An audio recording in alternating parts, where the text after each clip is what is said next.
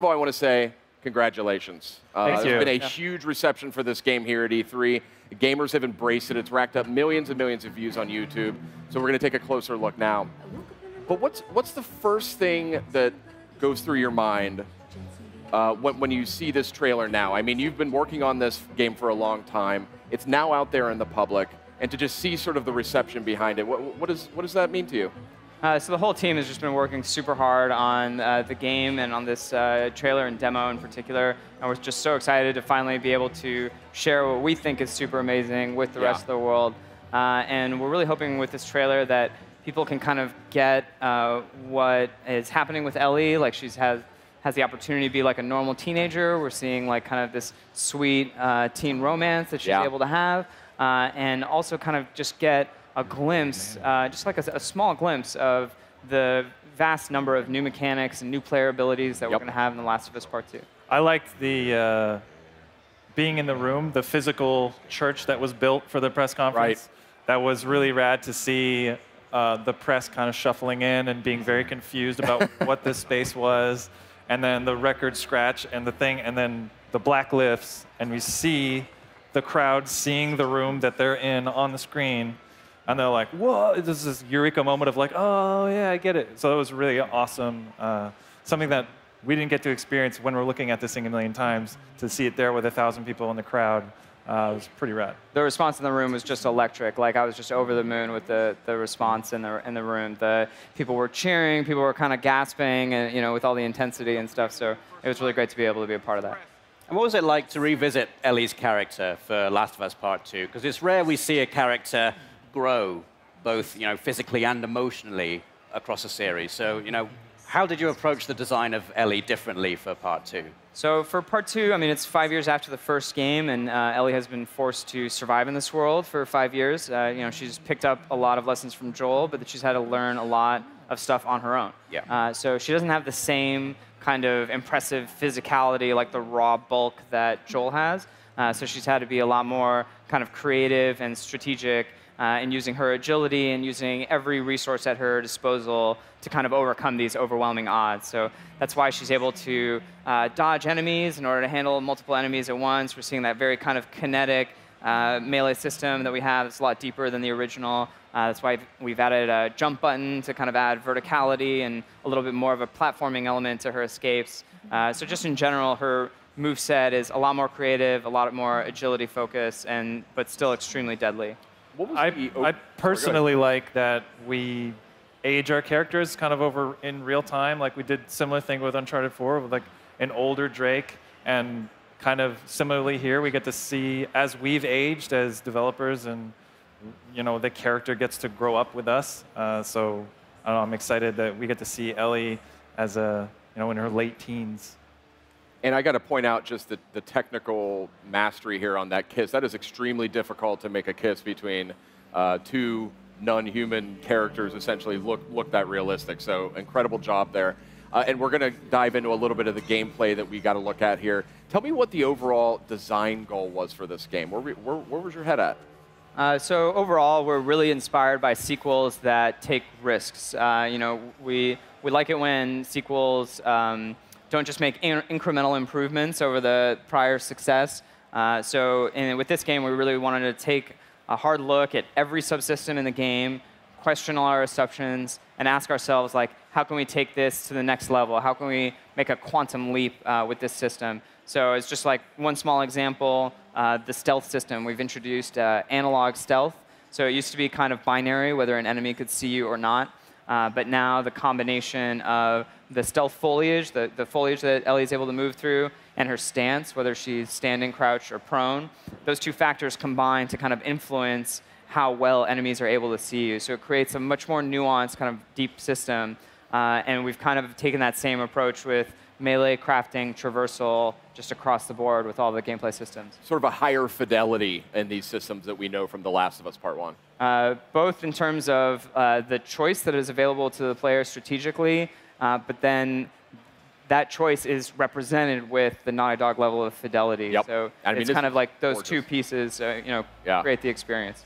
Excellent. Yeah, just something like going prone sounds simple, but the vegetation it allows us to do and the different combat spaces it allows us to create, now we have to think about, oh, the enemy AI now has to check under things, and there's all these new interesting areas that we can let the player go, and how to use prone in a variety of situations, going inside vegetation, going under cars, being on top of something and being prone to hide from an enemy below. So yeah, something that's simple, and then there's like all these interesting gameplay things that we can get out of it. So it's like those, where do we get those big wins for what we can do in design and really push, give the player more breadth of strategy and options? Ellie is obviously a very accomplished survivor now. So how do you strike that balance between making the player feel empowered when they're controlling Ellie, but also making the world feel like an incredibly dangerous place to be? I think the thing is that we've escalated both. So you'll see that the AI is even smarter than the first game. You can see them constantly coordinating with each other, relaying the knowledge that they know about. You can see them referring to each other by name, kind of even showing the depths to which we're trying to represent these as like real intelligent humans. And then at the same time, Ellie has become even more capable, between the dodge or her new crafting items like the explosive arrow, giving you kind of this very deadly long-range option. So by bringing up both at the same time, we're both increasing the tension. But every way that the player is able to deal with these challenges has to be strategic. You have to kind of be creative and use every resource at your disposal in order to overcome these very intelligent enemies. One of the things I want to point out here is this melee combat is Ellie has this ability to sort of dodge very quickly. She's much more nimble than Joel was in the first game. So tell me a little bit about how that melee system kind of comes together in The Last of Us Part 2. So we really, again, wanted to kind of question our assumptions about the melee system and ask ourselves, what can we do to make this deeper, more complicated? So by giving the player a defensive option, it's really like adding a whole new dimension to the melee combat. So it's almost like going from 2D to 3D.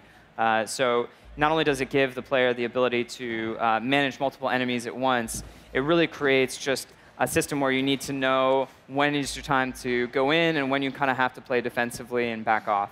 And one thing I think is really cool is that we're able to bring the depth kind of other, like a more traditional melee-focused game, but kind of pair it with the fidelity of a Naughty Dog game. So whenever she does a dodge, there's this whole pretty intricate system where it examines the direction of the incoming melee strike, and she does something contextual that is always kind of, that honors where that move is coming from. That's a great detail. That is some high-end stuff there. It also allows us to have different weapon types that the enemies use. We see the bigger guy at the end there with his big pickaxe. Yep. And he's got a kind of a different set of things. He's blocking attacks. So blocking and parrying is a feature of this new system. We have dodging and different types of weapons. We have smaller handheld weapons and then bigger two-handed weapons and these really big weapons. So there's all this different complexity of how the weapons interact with each other and how the bigger enemies can swing and interact with the environment, hit things and knock them off. And then, yeah, he can pick you up and throw you through the environment all systemically. So it's really exciting to really develop that in the heat of a stealth encounter. To be able to have these melee engagements it just adds another, yeah, like Anthony said, it's like going from 2D to 3D of, the depth of combat. Every time I watch this, I just see new visual details in animation and lighting that I didn't notice the last time.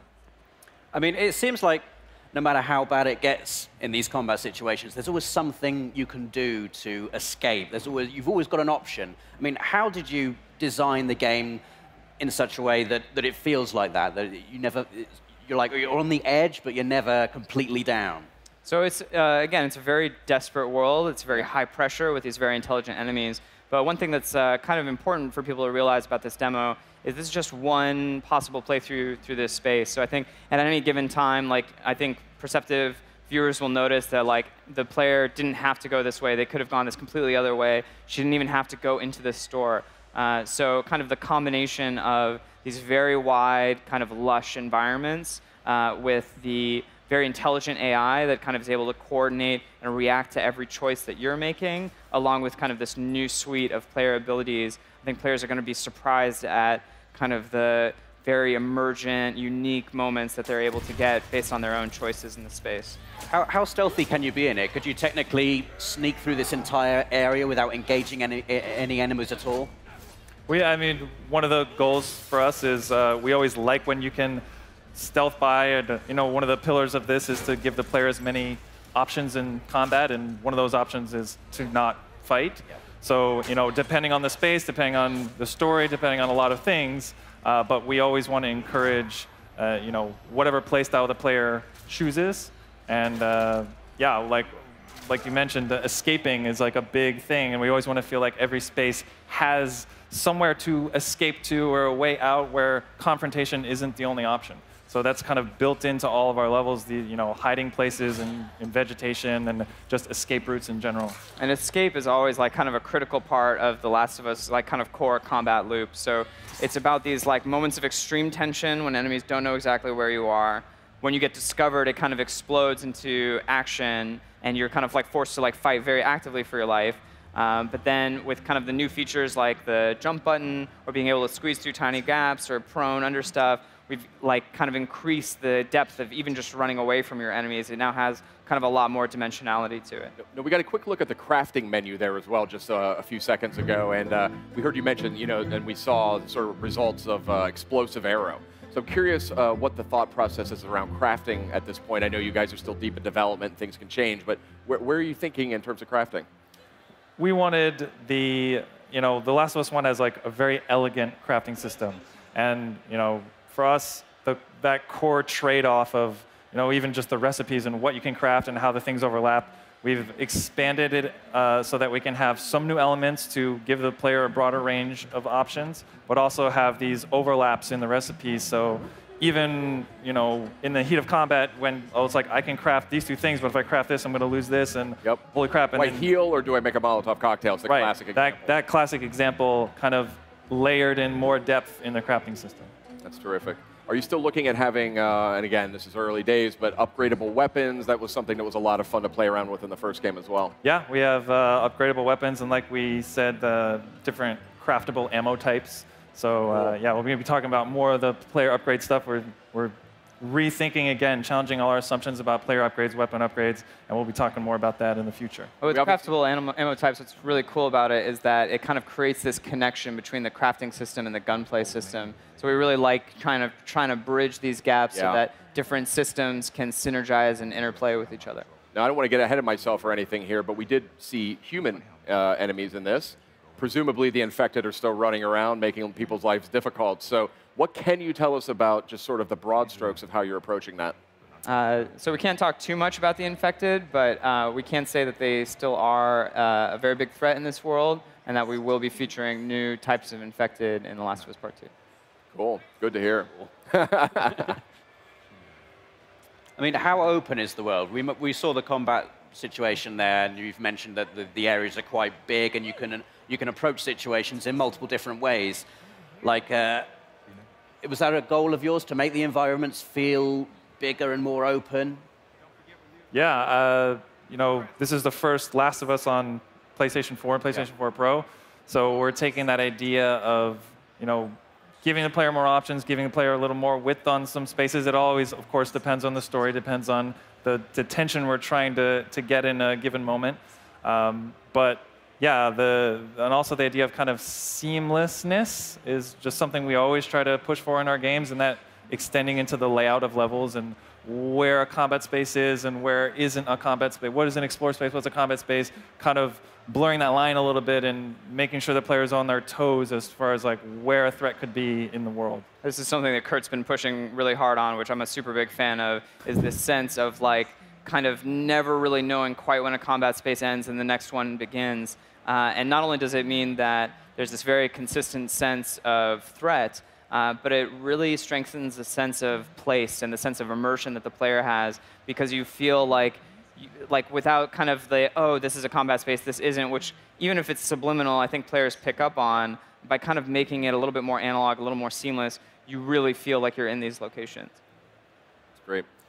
Game is obviously looking fantastic, and Kurt, one thing I did want to point out as well is, you had a key role in Uncharted: The Lost Legacy, which introduced a lot of this sort of more open sandbox feel, and I would imagine that some of that would sort of rub off, so to speak, on The Last of Us Part 2. I mean, has it influenced the development of the game, or do you see them as different things? I mean, we always, every project you work on, at least at Naughty Dog, you look at that genre, you look at that game, and it's, what is the best thing for evolving that franchise? And obviously, when we work on different projects, it's not just me. A lot of almost everyone at Naughty Dog works on every single project, so everyone learns a little bit, even if it's just some tech thing or Sure. some technique of how to do something, and then it gets brought over to the next project. So in a lot of ways, yeah, like The Last of Us 1 has influenced Uncharted 4, has influenced Lost Legacy, and we just kind of keep building on what is useful and what does make sense to bring the skills that we've developed in making something for Uncharted into making something that's specifically for The Last of Us. That's awesome. So very much its own beast, The Last of Us, as it should be. Looking fantastic, looking just gorgeous. I can't wait to play it. We know you guys are still heavy in development, so we won't get into release timing yet. I know you're not ready for any of that, but Rob, do you have any final questions for our guests? I mean, I just can't wait to play it. Yeah, I mean, that's what it is for me. Like, when do I get to play? No, I think actually, the thing I'm so stoked about is, if you just look at this demo and you imagine a whole game that is like this, Yeah. I just get so excited about that prospect. Absolutely. I'm so proud of what the team was able to accomplish with this, and can't wait to reveal more about the game later.